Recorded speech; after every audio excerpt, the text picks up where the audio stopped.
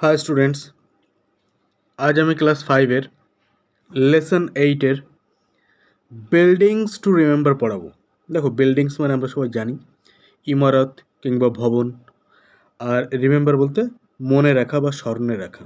দেখো, বিল্ডিংয়ের সঙ্গে এর যুক্ত আছে, অর্থাৎ একের বেশি বিল্ডিং, অর্থাৎ সেই সব বিল্ডিংস যেগুলো আমরা মনে রাখি বা স্মরণে রাখি।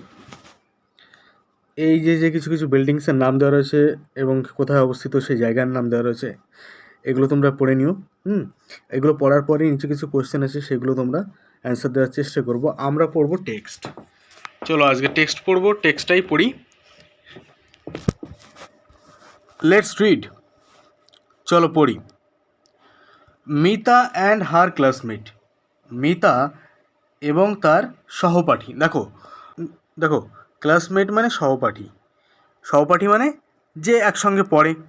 এবার এই ক্লাসমেটের সঙ্গে এর যুক্ত রয়েছে, অর্থাৎ একের বেশি সহপাঠী, অর্থাৎ মিতা এবং তার সহপাঠীরা এ টিম অফ 25, অর্থাৎ 25 জনের একটি দল। ওয়েন টু ব্যান্ডেল, তারা ব্যান্ডেলে গিয়েছিল।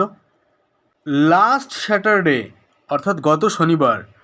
উইথ দেয়ার হিস্ট্রি টিচার, তাদের ইতিহাস শিক্ষকের সঙ্গে, অর্থাৎ মিতা এবং তার সহপাঠীরা 25 জনের একটা দল ব্যান্ডেলে গিয়েছিল গত শনিবারে তাদের ইতিহাস শিক্ষকের সঙ্গে। They visited the Bandel church. They visited অর্থাৎ তারা পরিদর্শন করেছিল বা দেখেছিল দ্য ব্যান্ডেল চার্চ, অর্থাৎ ব্যান্ডেলের গির্জা তারা পরিদর্শন করেছিল। ইট ওয়াজ দেয়ার ফার্স্ট আউটিং, এটা ছিল তাদের প্রথম বাইরে যাওয়া। So everybody was excited. সুতরাং এভরিবডি অর্থাৎ প্রত্যেকে, ওয়াজ এক্সাইটেড অর্থাৎ উত্তেজিত ছিল। দেয়ার বাস স্টার্টেড ফ্রম চন্দননগর, অর্থাৎ তাদের বাস শুরু হয়েছিল, অর্থাৎ বাস যাত্রার কথা বোঝা যাচ্ছে যে বাস যাত্রা শুরু হয়েছিল চন্দননগর থেকে। অন দেয়ার ওয়ে, তাদের পথে। দ্য টিচার আস্কড, শিক্ষক জিজ্ঞাসা করেছিলেন। দেম অর্থাৎ তাদেরকে। Weather anyone had visited the Bandel church before, কেউ ব্যান্ডেল চার্চ অর্থাৎ ব্যান্ডেল গির্জা আগে পরিদর্শন করেছে কি না। Most of them had not, বেশিরভাগই তাদের মধ্যে আগে দর্শন করেনি। সো দে রিমেইন্ড সাইলেন্ট, সুতরাং তারা চুপ থাকলো। দেখো, রিমেইন্ড মানে থাকা, আর সাইলেন্ট বলতে চুপ, তারা চুপ থাকলো। মিতা ওয়াজ অ্যান এক্সেপশন দো, যদিও মিতা ছিল একজন ব্যতিক্রম। দেখো, এক্সেপশন মানে কিন্তু ব্যতিক্রম, আর দো মানে যদিও। শি সেইড, সে বলেছিল। উইথ এনথুজিয়াজম অর্থাৎ উদ্যমের সঙ্গে। ইয়েস ম্যাডাম, হ্যাঁ ম্যাডাম, অর্থাৎ মিতা কিন্তু একজন ব্যতিক্রম যে উদ্যমের সঙ্গে হ্যাঁ বলেছিল। I have visited the place before, অর্থাৎ আমি জায়গাটি আগে পরিদর্শন করেছি। এই আমিটা হচ্ছে মিতা, অর্থাৎ সে এই জায়গাটি আগে পরিদর্শন করেছে বা দেখেছে। ও রিয়েলি, ও সত্যি, রিয়েলি মানে সত্যি। দ্যাটস গ্রেট, এটা ভালো। Tell us what this place is like Mita, said the teacher, অর্থাৎ জায়গাটি কেমন মিতা, আমাদের বলো, শিক্ষিকা বললেন। Everybody was looking at Mita, everybody মানে প্রত্যেকে, ওয়াজ লুকিং অ্যাট মিতা, মিতাকে দেখছিল। উইথ কিন ইন্টারেস্ট অর্থাৎ গভীর আগ্রহের সঙ্গে।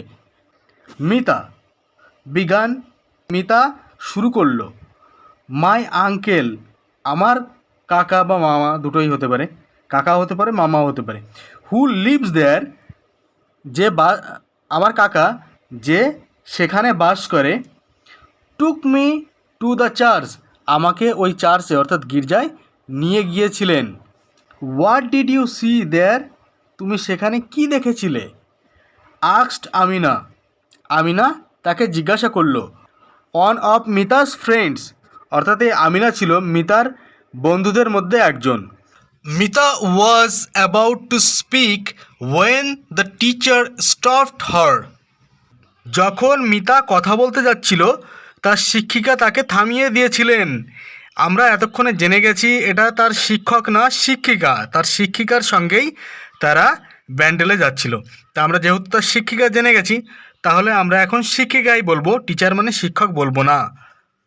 শি সেইড, তিনি বললেন, if Mita tells us right now about everything she had seen, যদি মিতা এখন আমাদেরকে সব কিছু বলে দেয় যা সে দেখেছে, উই উইল গেট ফ্যামিলিয়ার, আমরা পরিচিত হয়ে যাব।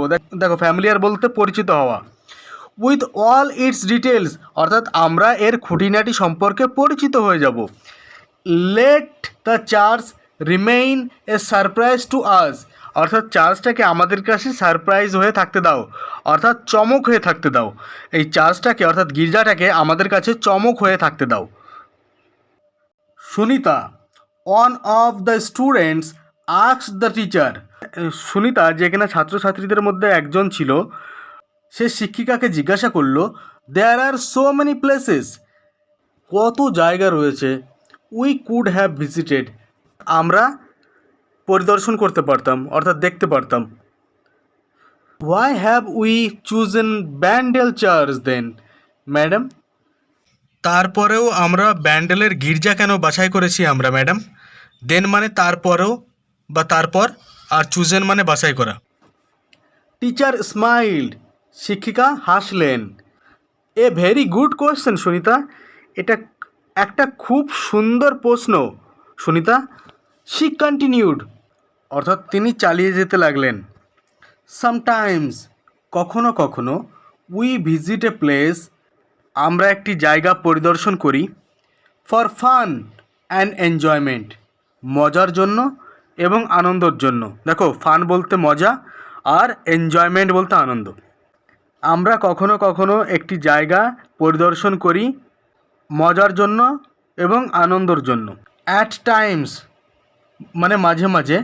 আওয়ার ভিজিট হেল্পস, আমাদের পরিদর্শন সাহায্য করে, কখনো কখনো আমাদের পরিদর্শন সাহায্য করে।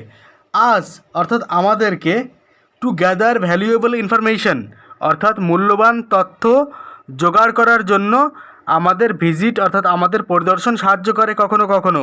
অ্যাবাউট অর্থাৎ সম্পর্কে। The history and culture of the place, জায়গাটির ইতিহাস এবং সংস্কৃতি সম্পর্কে জানার জন্য। সুনিতা ওয়াজ কিউরিয়াস, সুনিতা কৌতূহলী হয়ে উঠল। দেখো কিউরিয়াস হওয়া মানে কৌতূহলী হয়ে ওঠা। Is Bandel church A historical place madam, এই ব্যান্ডেলের গির্জাটা কি কোনো ঐতিহাসিক জায়গা ম্যাডাম? ইয়েস মাই চাইল্ড, হ্যাঁ আমার বাছা। It is one of the oldest churches in West Bengal, এটি পশ্চিমবঙ্গের পুরানো গির্জাদের মধ্যে একটি। সেইড দ্য টিচার, শিক্ষিকা বললেন। মিতা সেইড, মিতা বলল, madam my uncle told me, madam আমার কাকা আমাকে বলেছিলেন, দ্যাট যে it can be seen as a Memorial, এটাকে স্মৃতিসৌধ হিসাবে দেখা যেতে পারে, of the Portuguese settlement in Bengal, অর্থাৎ বাংলা এটা পর্তুগিজদের বসবাসের স্মৃতিসৌধ হিসাবে দেখা যেতে পারে। আমিনা লুকড কনফিউজড, আমিনাকে বিভ্রান্তকর দেখাচ্ছিল। আই ডোন্ট থিঙ্ক, আমি মনে করি না। I quite understand what Mita said, আমি মনে করি না যা মিতা যা বলেছে আমি পুরোপুরি বুঝতে পেরেছি। কে বলল? আমিনা বলল। দেখো থিঙ্ক মানে মনে করা বা চিন্তা করা, এক্ষেত্রে মনে করা।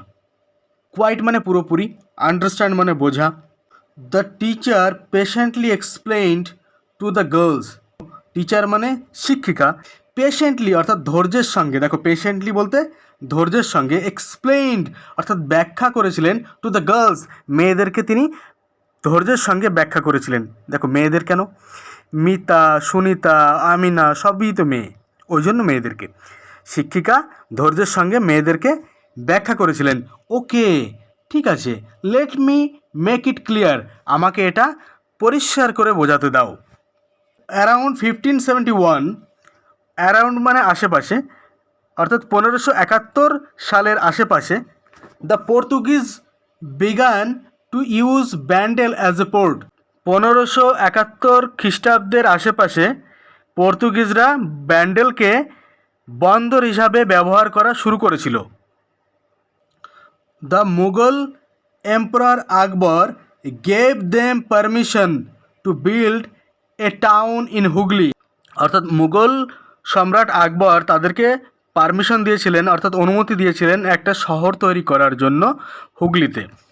ইন 1579 অর্থাৎ 1579 সালে দ্য পর্তুগিজ বিল্ড, অর্থাৎ পর্তুগিজরা নির্মাণ করেছিলেন এ পোর্ট, একটা বন্দর নির্মাণ করেছিলেন on the bank of the Hooghly, অর্থাৎ হুগলি নদীর তীরে তারা একটা বন্দর নির্মাণ করেছিলেন। ব্যাঙ্ক বলতে এক্ষেত্রে নদীর তীর, মানে 1579 খ্রিস্টাব্দে পর্তুগিজরা একটা বন্দর তৈরি করেছিলেন হুগলি নদীর তীরে। They called over Augustinians monks from Goa, তারা আগস্তিনিয়ান্স সন্ন্যাসীদের গোয়া থেকে ডাকলো to build a church at Bandel in 1599, অর্থাৎ একটি গির্জা তৈরি করার জন্য তারা আগস্তিনিয়ান্স মঙ্কসদের, অর্থাৎ সন্ন্যাসীদের গোয়া থেকে ডাকলো এবং একটা গির্জা তৈরি করলো ব্যান্ডেলে 1599 খ্রিস্টাব্দে। দেখো, তোমাদের পার্ট 1 এখানেই শেষ করা হলো। পার্ট 2 আমি শীঘ্রই আপলোড দিয়ে দেবো। ভালো লাগলে চ্যানেলটি সাবস্ক্রাইব করো।